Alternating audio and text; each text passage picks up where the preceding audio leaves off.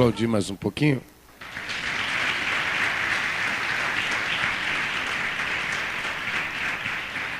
Meus irmãos, é bom estar aqui, exaltando a Deus, magnificando a Santíssima Trindade.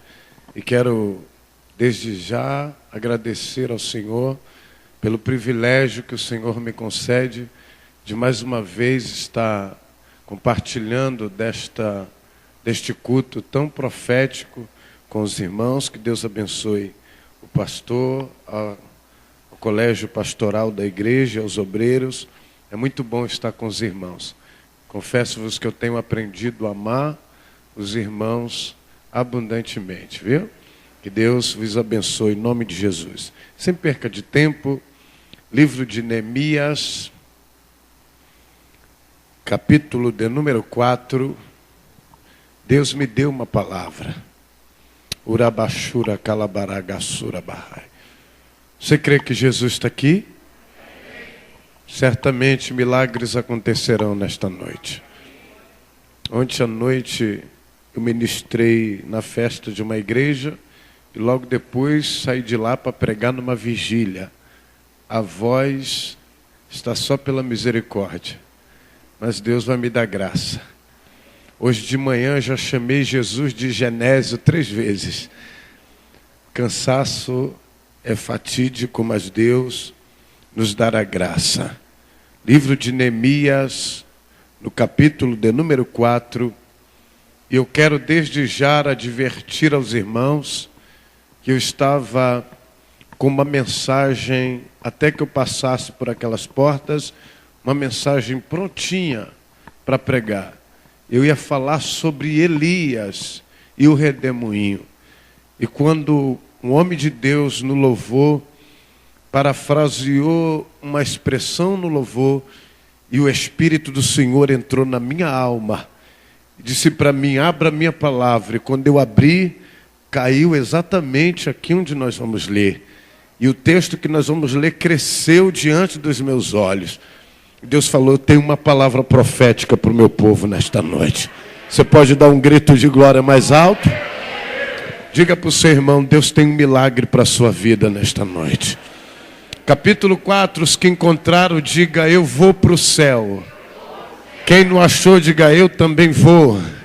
Graças a Deus. Coloque-se sobre os teus pés. Coloque-se sobre os seus pés. Aproveite que você é gordinho e faça uma ginástica santa. Oh, glória a Deus.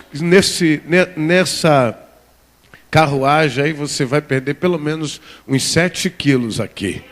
Meu Deus, foi mulher que deu glória agora. Glória a Deus. Capítulo 4 e o versículo de número 6 nos diz assim: assim edificávamos o muro, e todo muro se encerrou, e todo muro se cerrou até a sua metade, porque o coração do povo se inclinava a trabalhar. Diga graças a Deus. Pode assentar. Senta dando glória para o Senhor. Oh, aleluia. Seja bem-vindo, Espírito Santo. Queridos, eu gostaria de intitular este sermão profético, e nós entendemos bem, debaixo da linguagem espiritual que a Bíblia nos expõe, que a linguagem profética é uma linguagem extremamente espiritual. E quando começamos a olhar para isso, aprendemos que quando o Senhor nos impele a estar ministrando um sermão profético, significa que o Senhor tem uma mensagem rema. E palavra rema nada mais é do que a palavra revelada.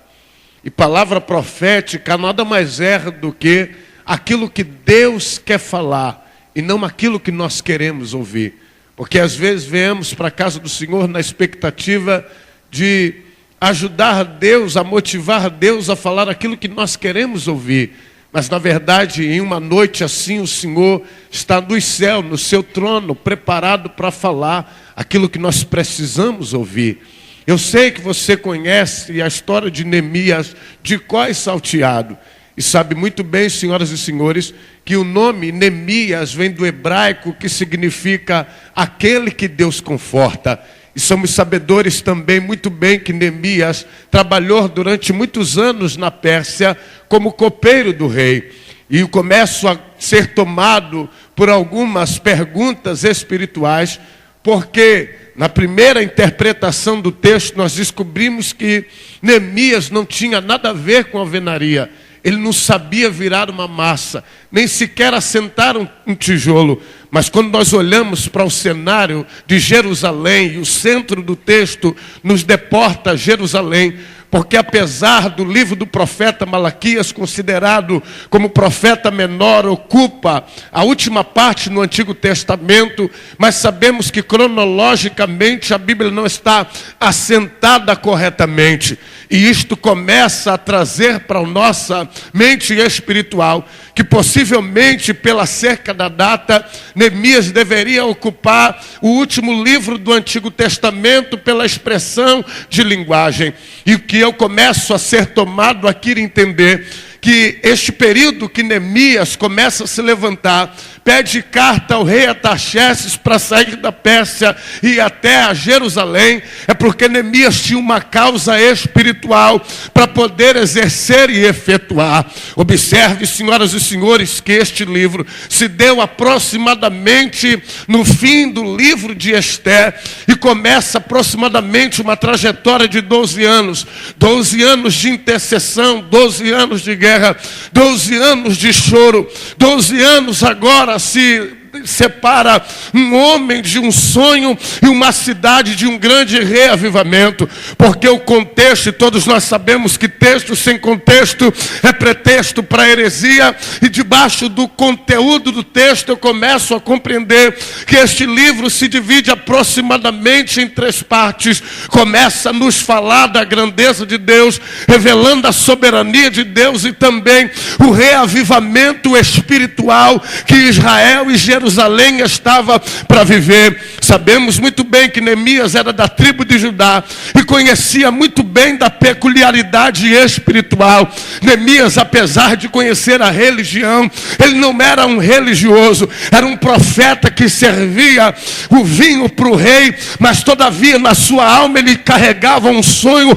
profético, e ele conhecia na espiritualidade o estado literal da sua cidade. Era o berço dos seus pais.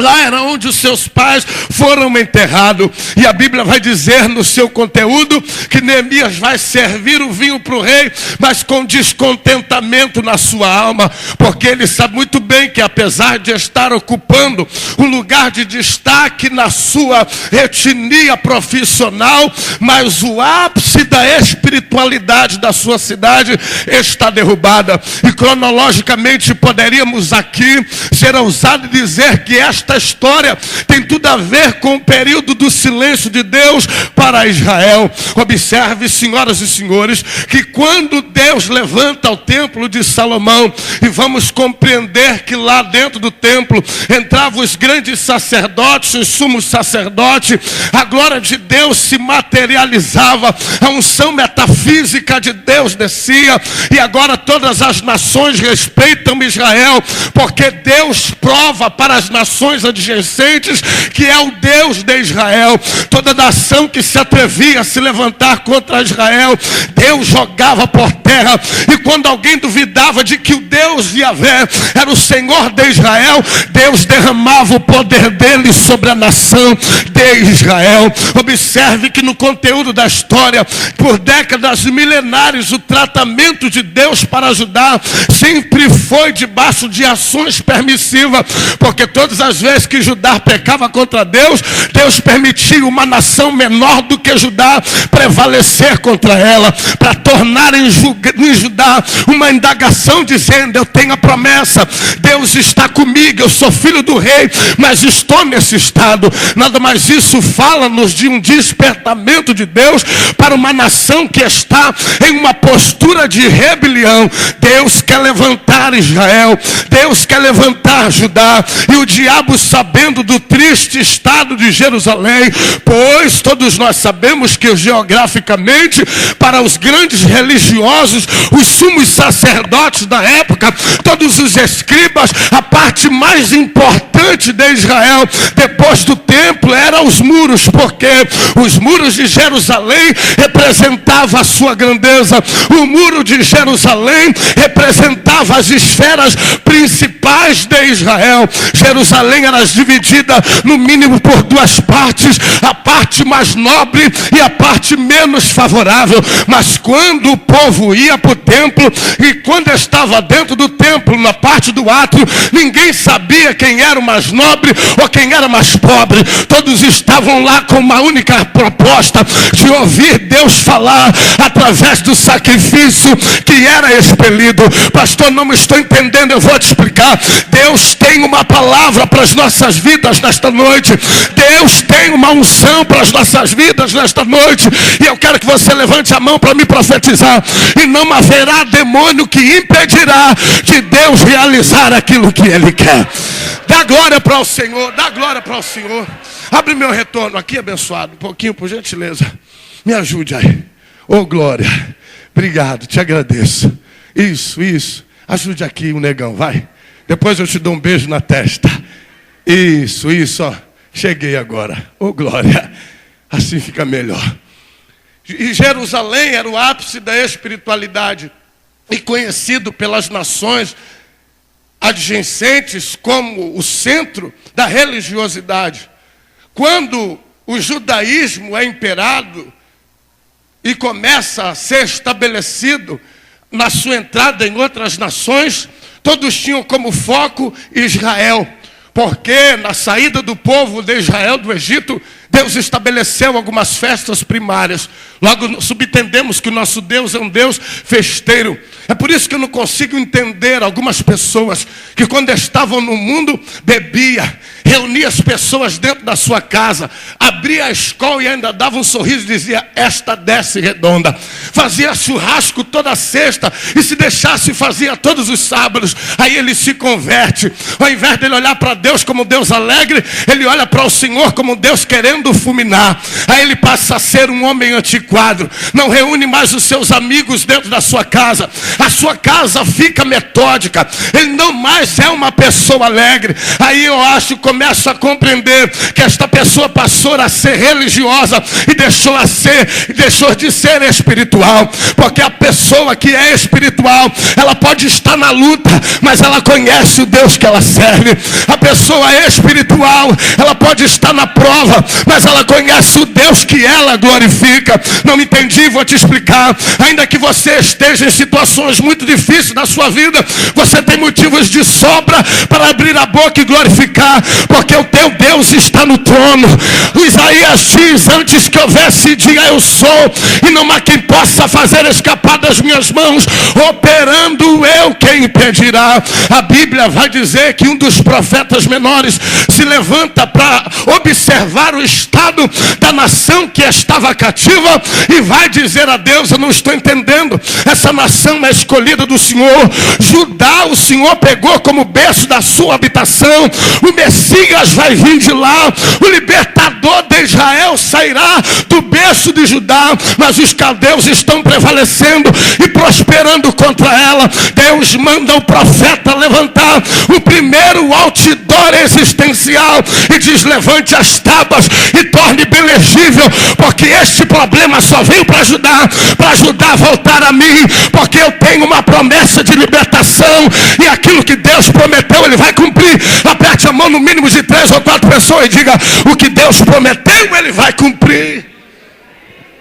Quando o profeta começa a entender e observar o que Deus queria fazer, ele começa a mudar a sua linguagem, ele começa a abrir a boca e falar diferente, ele começa a entender que aquele que quer ter a sua vida mudada, ele tem que dar glória a Deus do fundo do poço, ele tem que dá glória a Deus de dentro do buraco. Aí ele abre a boca e expressa uma das maiores orações que a Bíblia expõe: ainda que a figueira não floresça, ainda que não haja fruto na vide, ainda que o produto da oliveira minta, ainda que nos currais não haja vaca. Eu quero dizer para o diabo escutar: todavia eu me alegrarei e exultarei no Deus da minha. Pegue na mão do teu irmão aí, levante a mão dele e dá glória para Deus nesta noite. Os sumos sacerdotes entravam no templo. Eu estou sentindo a presença de Deus aqui. Catuca ele, diga: eu estou sentindo a presença de Deus. Diga para ele: Jesus está passeando aqui. Eu quero profetizar que milagres acontecerão nesta noite. Mais uma vez o Senhor vai nos mostrar que quem perdeu foi o inferno e o diabo. Eu não sei o que o médico te falou, deixa eu te dizer: há uma unção que emana e promana do trono. Ela já desceu aqui nesta noite.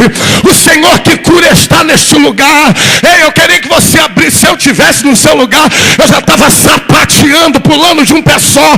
Porque quando Deus levanta uma palavra profética, é porque Ele quer mudar. Para de me olhar como perfeccionista e com essa cara de delegado. Quem ficou insatisfeito com o pão duro que comeu pela manhã, abre a boca por um minuto e adore o Deus que esta igreja serve.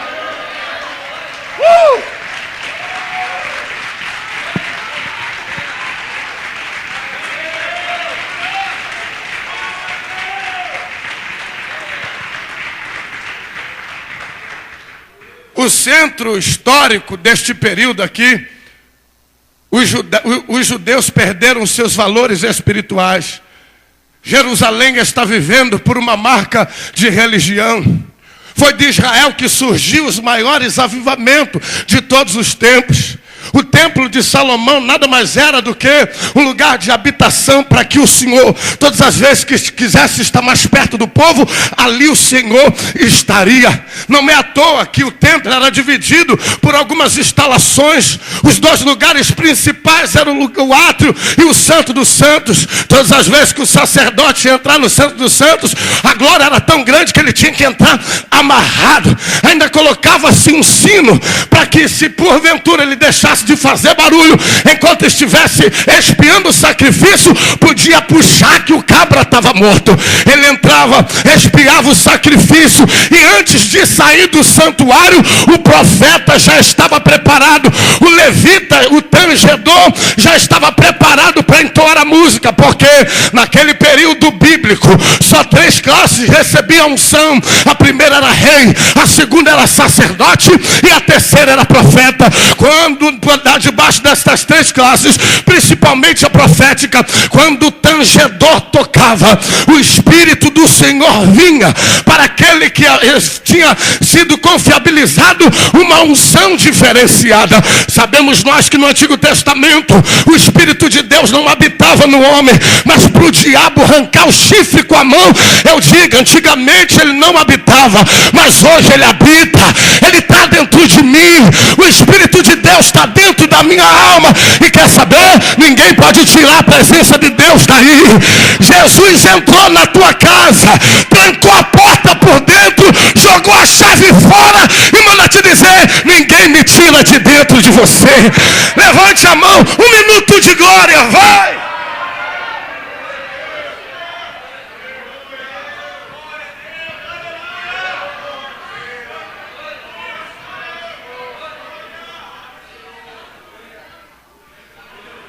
Ramachura Kalamahaya.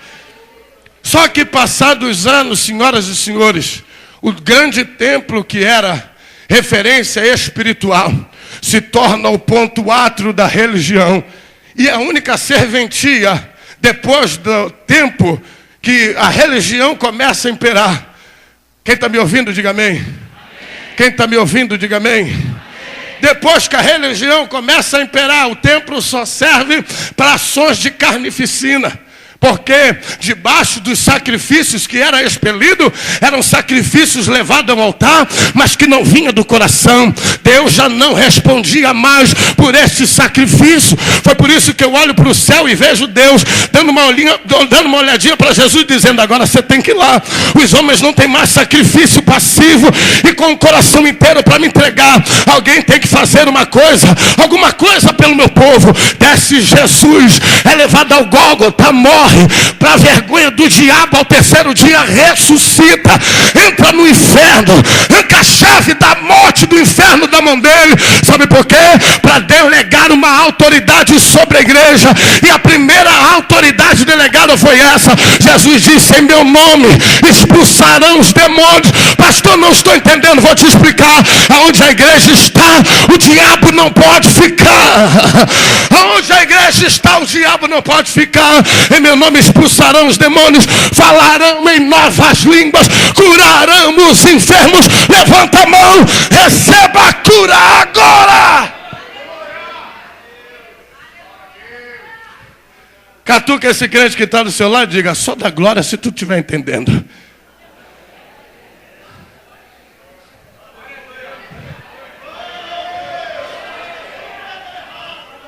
Ouvi alguém falando em língua estranha aí. Isso é coisa de Deus. Eita! Agora eles deixam de adorar no templo, porque o templo, que era uma referência para quem era prosélito, e para quem não sabe o que é prosélito, eu vou te explicar. Era aquele que não era judeu e se convertia ao judaísmo.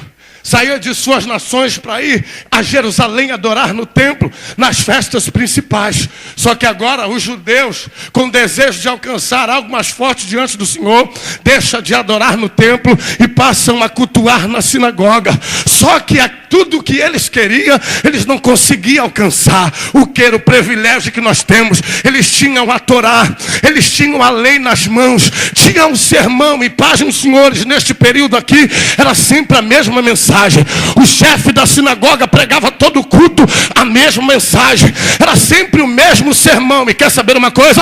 Começava pregando de um jeito e terminava do mesmo jeito. Quem entrava enfermo, saía enfermo. Porque era um sermão metódico, estudado. Não tinha assim uma palavra revelada. Faltava profeta. Eles não tinham o Espírito de Deus nos cultos que eles realizavam. Mas agora Deus quer quebrar o protocolo. E o que é que Deus faz? Começa a incomodar Neemias. Começa a incomodar Neemias. Começa a tirar a paz de Neemias. Ele está angustiado, está com o coração partido, porque ele sabe muito bem que enquanto os muros estiverem caídos, a unção não desce. Enquanto os muros estiverem derrubados, a unção não vem autêntica. Enquanto os muros estiverem caídos, é só aparência. Pegaram a espiritualidade de Jerusalém e colocaram no baú. E a filosofia dos judeus era essa. Lembra do que acontecia aqui antigamente? Lembra do que Deus fazia aqui antigamente? Lembra como o louvor cantava antigamente? Lembra como o pregador pregava antigamente? Deus levanta Neemias para quebrar este protocolo. Sabe por quê? A glória da última casa será maior do que a primeira. Começa a reconstruir os muros.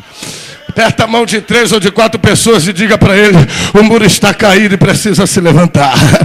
Diga para ele: começa a levantar o muro. Começa a levantar o muro. Trocando em miúdos, que eu não quero tomar muito o seu tempo, porque Deus me trouxe como profeta nesta noite. E eu estou aqui para profetizar, para que você entenda categoricamente o estado de Jerusalém. Eu vou te dizer, Jerusalém estava como o diabo gosta. Os altares derrubados. Ninguém orava mais. Ninguém jejuava mais. O Espírito de Deus não vinha mais sobre o céu de Israel. Jerusalém perdeu o contato com Deus. Está se vivendo agora daquilo que era o passado, do que acontecia, dos batismos, dos milagres, dos grandes avivamentos. Mas Deus levanta Neemias para dizer: o muro será erguido, porque o muro de Jerusalém, representando as portas principais de entrada entrada para a cidade representa tipologicamente o altar de pedra que Elias edificou. Deus está dizendo para o céu: quando alguém decidir a levantar o muro, eu vou responder com fogo. Eu vou responder. Eita, quem quer que tem fogo descendo aqui? Levanta a mão e dá um glória mais alto. Eita glória. Deus vai mexer com a estrutura de muita gente aqui. Deus vai mexer com a estrutura de muita gente aqui. Deus vai mexer com a estrutura de muita gente aqui. Deus vai mexer com a vida espiritual de muita gente aqui. Eu quero arrumar uma encrenca com você nesta noite, se for preciso. Porque Deus quer que você volte a ser quem você era, espiritualmente falando. As pessoas precisam ver Deus nos seus olhos. As pessoas precisam ver Deus nas suas palavras. As pessoas precisam ver Deus no seu modo de andar. No comprimento de mão dá para conhecer um homem cheio do Espírito Santo e um homem vazio. Deixa eu te dizer, homem que vem para o templo com a caneta na orelha para dar nota para o culto é religioso. Porque quando a igreja vem para o templo para adorar, ela vem desarmada, dizendo: eu sou pó, eu sou o resto dos homens, estou aqui para te adorar. Eu queria que você desse um glória mais alto, mais alto, mais alto.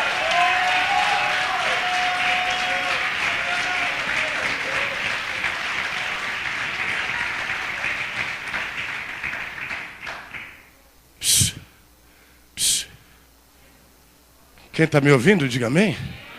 Os muros estão caídos. Se os muros estão caídos, todas as portas principais estão com rotura.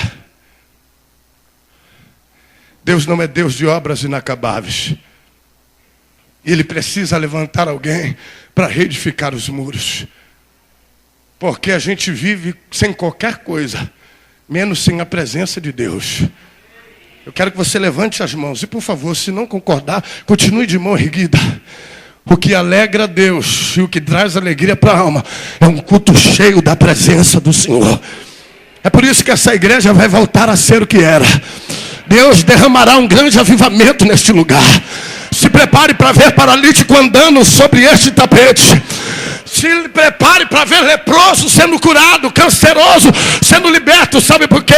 Os sinais seguirão aos que crerem. Onde o fogo de Deus está, é sinal de aprovação divina.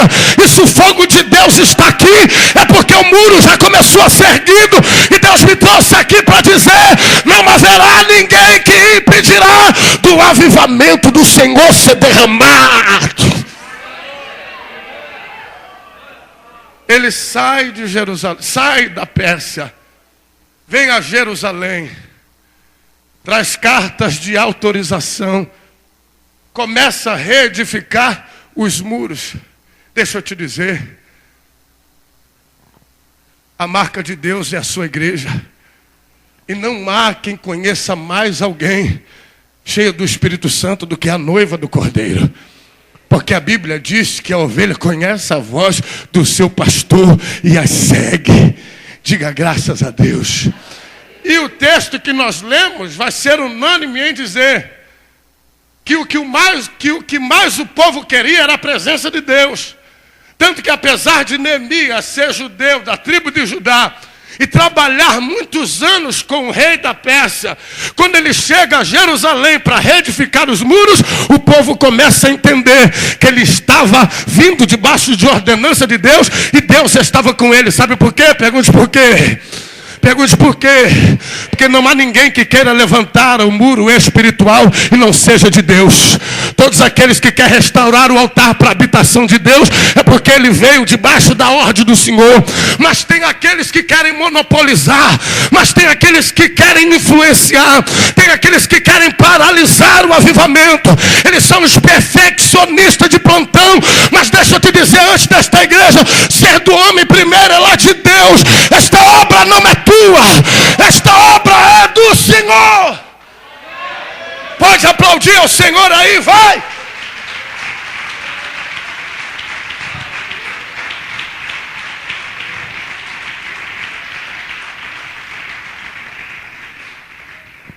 Deixe-me ser ousado e dizer: a igreja é o termômetro de Deus. Sabe por quê? Esta igreja não é mecânica porque conhece a palavra, mas é sensível à voz do Senhor. Porque quando escuta alguém cheio de Deus, ela responde com um grito de glória, porque sabe que Deus está presente. Olhe para o seu irmão, aperta a mão dele e diga: é disso que precisamos. Diga: os muros começou a ser erguidos. Agora eu quero que você aperte a mão dele com força. Eu quero que você aperte a mão dele com força. Olhe para dentro dos olhos dele e diga para ele: queira Satanás ou não, o muro espiritual será levantado. Diga: esta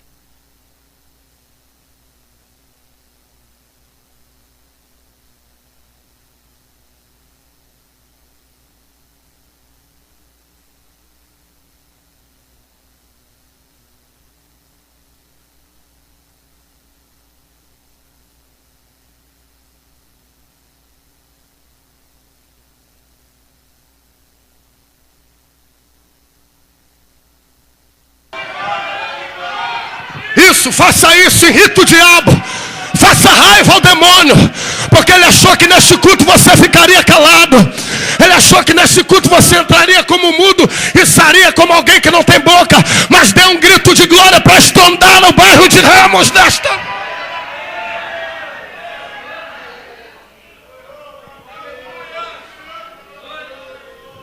O povo é unânime em estar do lado de Neemias, porque através das suas obras, o povo conhecia as suas intenções e começam a trabalhar do lado dele. Só que o diabo estava acostumado a ver Jerusalém, olhando para dentro de um baú e vendo tudo aquilo que passou. Não esperava que Deus levantaria um louco, que sairia da sua zona de conforto, para se entregar completamente a Deus, só para voltar a ter a presença de Deus no meio do povo. Ele diz: eu levantarei o muro. Só que todos os homens que decidem a levantar o muro, se prepare, ele vai começar a ter que conviver com as oposições. Os opositores estarão sempre perto. Haverá alguém sempre para tentar embargar, sempre para tentar impedir. E uma das filosofias de Sambalate, Tobias de Gesem era esta: enquanto Neemias estava no muro, eles diziam: vamos se unir. Por quê? Eles queriam ser amigos de Neemias, estar do lado. Por quê? Porque eles sabiam que do lado eles tinham de repente uma chance de influenciar. Mas quem está levantando o muro com sinceridade, Deus não deixa enganado. Eu vou falar e pronto, acabou. Deus vai tirar a máscara daqueles que não estão com interesse, mas estão do seu lado. Quem está do seu lado com falsidade, ainda este ano será desmascarado pelo poder do Senhor. E todas as vezes que eles e Neemias estavam levantando o muro, eles diziam: desça e vem ter conosco. Ele abria a boca e só tinha uma resposta. Isso fala de convicção: estou fazendo uma grande obra, de maneira que eu não posso parar. Bata no peito e diga: eu não posso parar. Bata no peito e diga: eu não posso parar.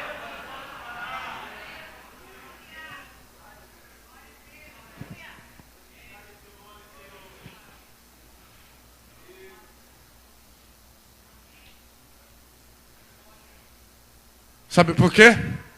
O que traz o sucesso para um lugar é a presença do Senhor.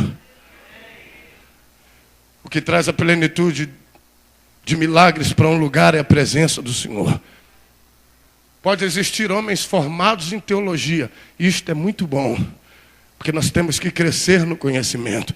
Mas teologia não cura ninguém. Teologia não batiza ninguém com o Espírito Santo. Teologia não cura o canceroso. O que faz milagre é o nome de Jesus. E para curar em nome de Jesus tem que ter uma senha, tem que ter a unção. Porque a unção fala de habilidade. Eita, deixa eu te dizer, o nome de Jesus é um cartão de crédito. Desculpa a comparação pejorativa, mas tem gente que só entende assim. O nome de Jesus é um cartão de crédito. Você vai no caixa eletrônico, passa, mas logo depois que você passa o cartão, vem atrás, a senha, qual é? A Bíblia vai nos dizer uma história que Paulo está pregando numa cidade. Enquanto ele prega numa cidade, alguns lucradores viram o poder que está sobre Paulo e dizem: agora encontramos uma filosofia de sucesso para este este homem o povo oferta, para eles o povo dá dinheiro, eles tiram a roupa do corpo e dá para ele. Vou seguir essa filosofia. Os homens se deparam com homens endemoniados e diz: ei, também somos dele, sai em nome de Paulo. E o diabo abre a boca e diz: ele tem um cartão e tem a senha que é a unção. Eu conheço ele e o Deus dele. E vocês, quem vocês é?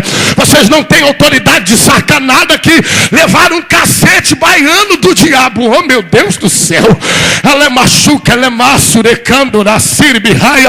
Sabe o que Deus está me dizendo? A unção vai ir diante de você para que o diabo não te envergonhe. O teu ministério será tomado da glória do Senhor para que o diabo não te envergonhe. Neemias decide erguer os muros, e quando decide erguer os muros, a oposição se manifesta. Estava tudo do jeito que os religiosos gostavam. Não tinha mais oração. E quando tinha, era aquela oração metódica. Os profetas ninguém ouvia. Existia um estado espiritual e drástico. Mas Deus agora quer levantar. Davi, em um momento da sua história, deseja construir um templo. E o profeta, na primeira instância, diz a ele: tudo que tu quiser, Deus vai fazer. Porque profetiza pela amizade. Deixa eu te dizer, a obra de Deus não se faz pela amizade. A obra de Deus não se faz porque você é bonito. A obra de Deus não se faz porque você é influente e sabe falar bem. A obra do Senhor é chamada. A obra do Senhor é vocação. É por isso que a Bíblia diz: cada um fique na vocação em que você foi chamado. Porque o dia que você quiser fazer aquilo que Deus não te nomeou e nem te capacitou, os opositores de plantão vão conseguir te derrubar. Mas eu venho na força do Senhor para dizer: não importa o nível da oposição, Deus estará contigo. E toda obra que tu colocar as mãos para fazer, haverá fogo na tua vida. Diga graças a Deus. E por quê? Se estava tudo quieto.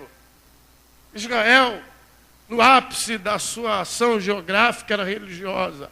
Os cultos ainda continuavam a acontecer, mas não era como os de antes.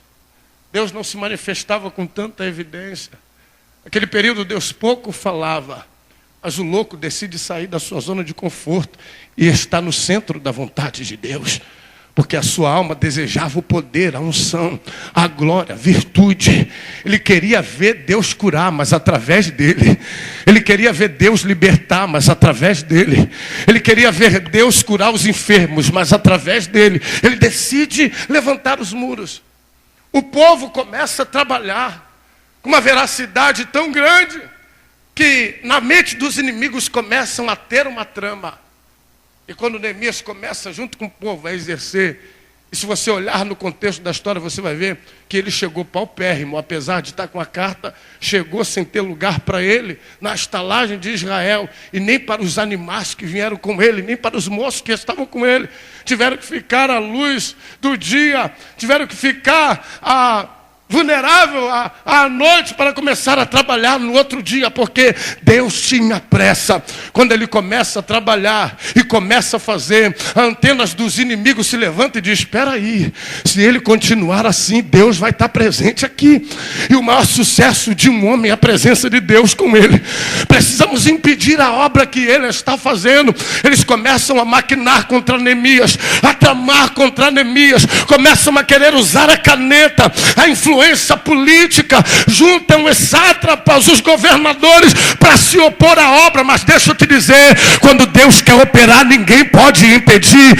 O avivamento será derramado, o muro já começou a ser erguido. Vai ter dias neste lugar que você vai entrar nesta casa, e grava isso, porque vai servir de profecia. E quando chegar naquela porta, você já vai começar a sentir a presença de Deus. Vai ser Deus dizendo para você: o muro está erguido, e aonde tem altar e o altar está reparado, eu se faço presente. Aplauda o Senhor e se coloque de pé.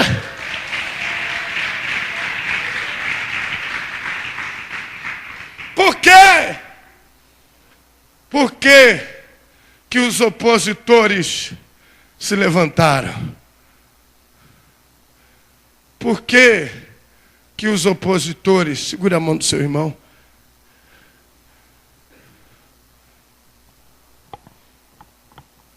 esse pastor pegou pesado hoje. A pior coisa para um adorador, meu Deus do céu, a pior coisa para um adorador é entrar num culto e não sentir a presença de Deus.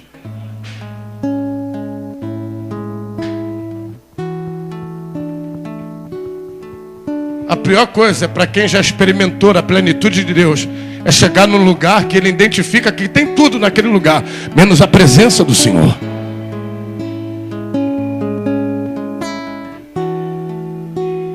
Estou sentindo a presença de Deus aqui.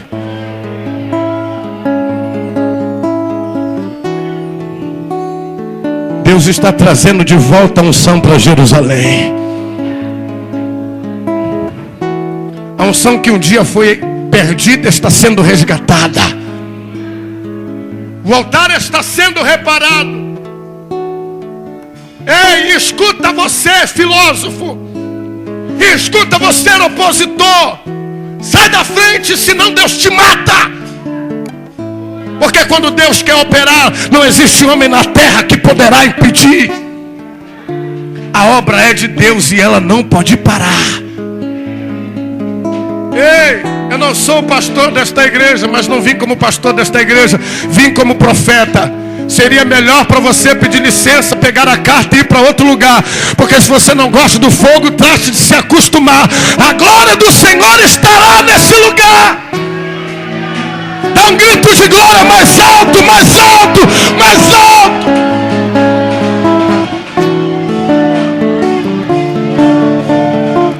Ei, ei. Massuri, Calamassuri, Bicalamassuri, Bihai. Olha para ele com o olho de profeta e diga para ele: o altar está sendo reparado. Olha para ele com o olho de profeta e diga: a unção está voltando. Diga para ele: o avivamento está aqui. Ei, ei. Levanta a tua mão, sinta a presença do Senhor. Deixa Deus te tocar. Suri Kalamashura Bahai.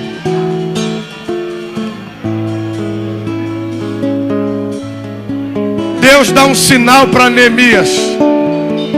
Meu Deus, meu Deus, meu Deus, meu Deus, meu Deus, meu Deus. Deus começou a batizar com o Espírito Santo aí agora. Deus começou a queimar crentes com fogo aqui agora.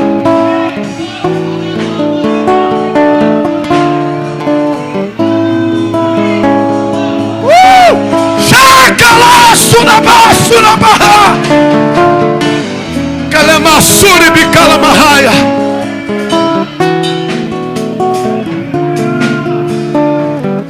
Olhe para mim, olhe para mim. Olhe para mim, quem está me ouvindo, diga amém. Quem está me ouvindo, diga amém. Irmão, estou tomado da presença de Deus aqui. Olhe para cá, olhe para cá. Quando Sambalate, Tobias e Gesem começa a trazer o poder político para a oposição ficar mais forte, chega uma carta para Neemias e ele não esconde nada do povo. Ele diz assim: há um grupinho aí que está se levantando contra a obra que nós estamos fazendo. E aí, o que é que nós vamos fazer? Paz, meus irmãos, em Israel, toda a biografia geográfica, cronológica, histórica de Israel, a maioria das vezes Israel não sabia lutar com espadas. E o diabo sabia que uma das maneiras de colocar medo em Israel era trazendo a notícia: vem um povo bem armado para lutar contra vocês. Sabe o que acontecia? Quando se tratava de inimigos preparados em espada, a maioria ia embora, fugia. Dizia: eu não posso estar ali, eu vou morrer. O que vai ser dos meus filhos, da minha esposa, dos meus netos? Eu não posso lutar. Neemias lê a carta diante do povo e diz: os inimigos estão vindo com arma.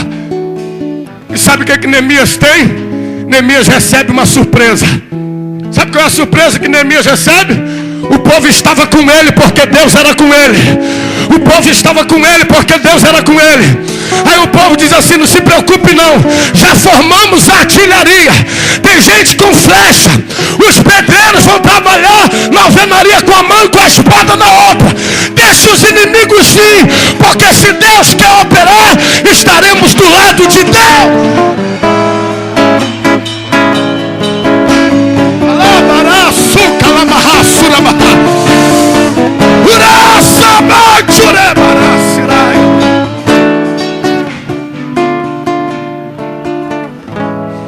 Quando todo mundo ia dormir, que Neemias ia para os... Eu estou sentindo a presença de Deus. Que Neemias ia para os seus aposentos, pastora, meu pastor. Um capitão da edificação do muro dizia para Neemias: pode dormir, porque tem um povo que vai ficar de prontidão aqui. O inimigo não vai conseguir mais plantar semente ruim no nosso meio. Não sabemos manejar a espada, mas cremos num Deus que capacita. Se for preciso arrancar a cabeça, a gente vai arrancar. Mas o fogo ninguém tira mais do nosso meio. A presença de Deus ninguém tira mais do nosso meio. O avivamento ninguém tira mais do nosso meio. Aperta a mão desse crente que está do seu lado e diga para ele: nunca mais vou mandar Deus embora daqui. Diga para ele: nunca mais vou expulsar Deus desse lugar. Diga para ele: Deus está aqui.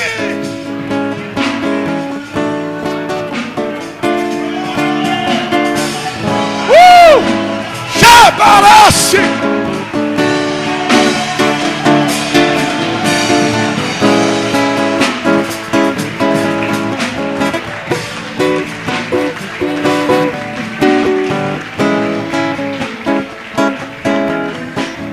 Pastor, eu não estou acostumado não a ver esse negócio de pregador que grita demais e na hora da mensagem dobra o joelho e manda beijinho para Jesus.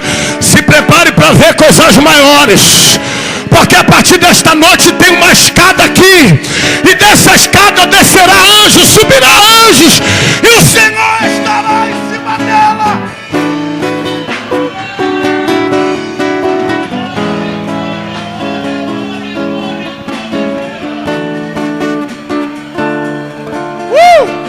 Pode falar em língua, irmão. Pode. Quem foi que falou que não pode falar em língua? Pode falar. Quem foi que falou que não pode dar vazão ao Espírito Santo? Pode dar. Vai. Tem quanto tempo que você está guardando essa língua dentro da tua alma? Tem quanto tempo que você está guardando essa língua estranha dentro de você? Pode soltar agora. Ei, o muro está erguido. Desabafa. Mostra para o diabo que você está de pé.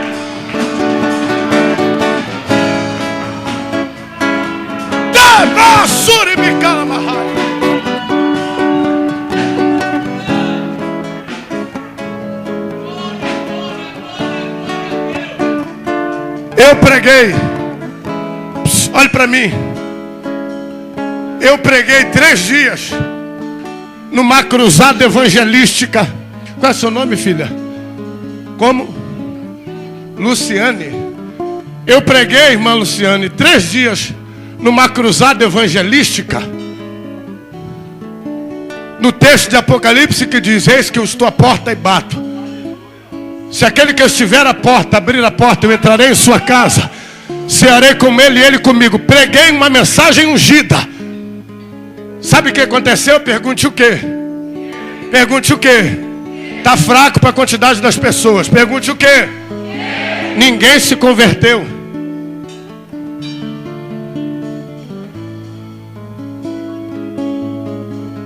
Na boa intenção da palavra, eu fui brigar com Deus. Eu falei: tu me deu a mensagem, eu preguei, falei o que o Senhor quis, ninguém se converteu. Sabe o que é que Jesus falou comigo? Porque você direcionou a mensagem para os ímpios, e eu não queria falar com os ímpios, eu queria falar com o meu povo. Eu disse: o que essa mensagem tem a ver com o teu povo? Aí Jesus falou para mim, abra a Bíblia que eu vou te dizer. Quando eu direcionei essa carta para o anjo desta igreja, eu não estava falando para um povo pagão, eu estava falando para o meu povo.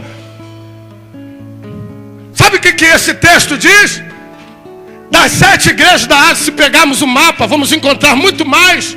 É porque a escatologia faz ênfase às igrejas da Ásia.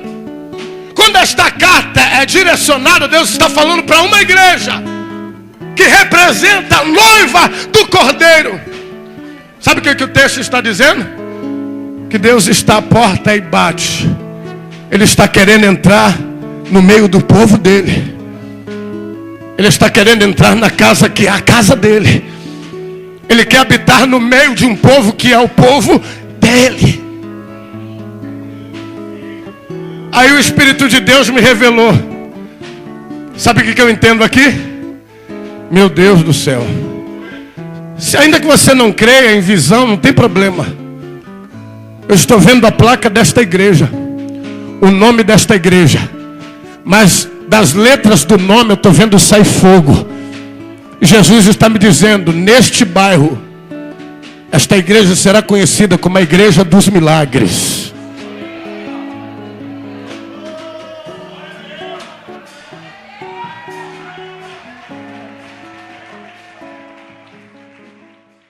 Meu Deus é fiel e não falhará. O que Ele prometeu se cumprirá, e a sua unção me respaldará. Eu não temerei, seu melhor vou desfrutar. Declare bem forte isso, diga: meu Deus é fiel. Meu Deus é fiel e não falhará. O que Ele prometeu se cumprirá, e a sua unção me respaldará. Eu não temerei, seu melhor